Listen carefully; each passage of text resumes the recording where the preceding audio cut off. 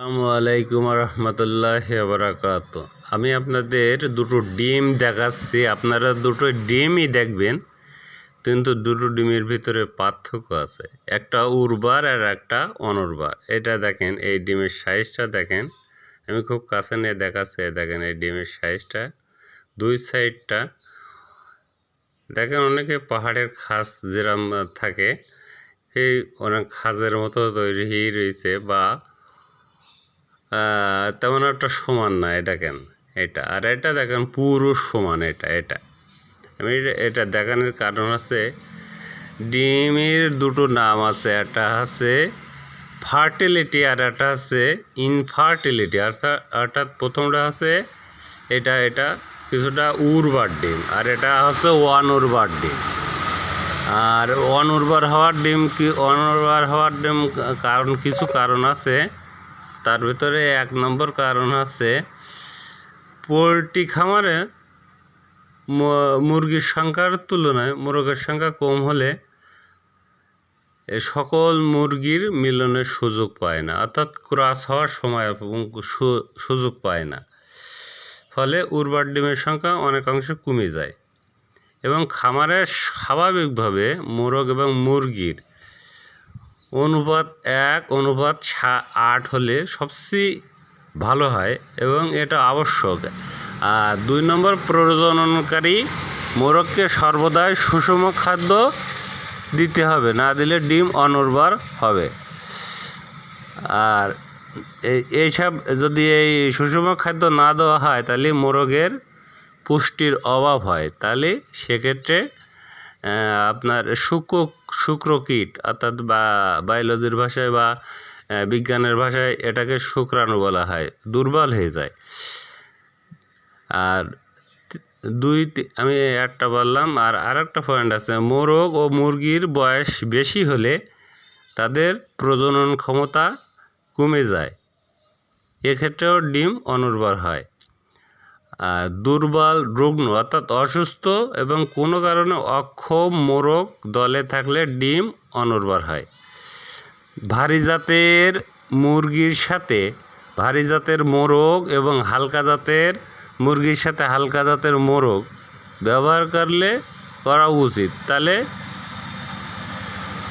এটা না হলে ডিমের উর্বরতা অনেকাংশে কমে যায়।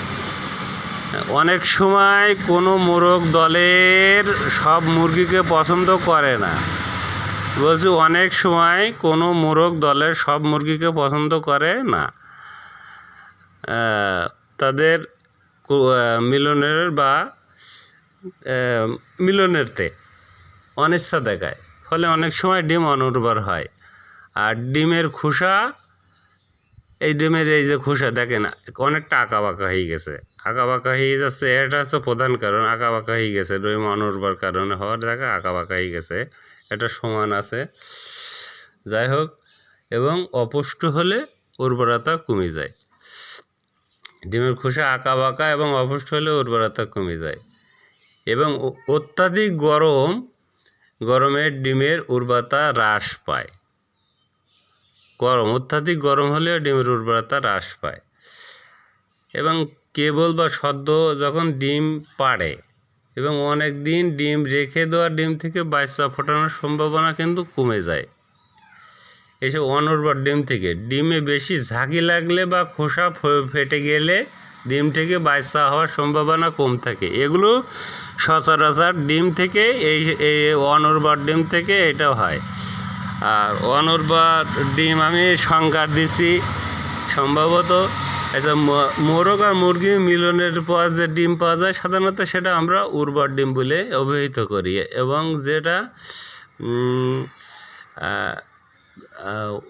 মোরগ এবং মুরগির মিলনের পরে, অর্থাৎ প্রজননকারী ক্ষমতা সম্পন্ন মোরগের বয়স বেশি হলেও অনেক সময় ডিমের উর্বরতা কমে যায়, ওই বাচ্চা হওয়ার সম্ভাবনা কমে যায়, রুগ্ন, দুর্বল এসবগুলো হয়। যাই হোক, এগুলো আমার মনে হলো, আমরা অনেক সময় সূত্র পড়েছি, গাণিতিক সূত্র, সেগুলো আছে a+b হোল স্কয়ার সমান আছে a² + 2ab + b²।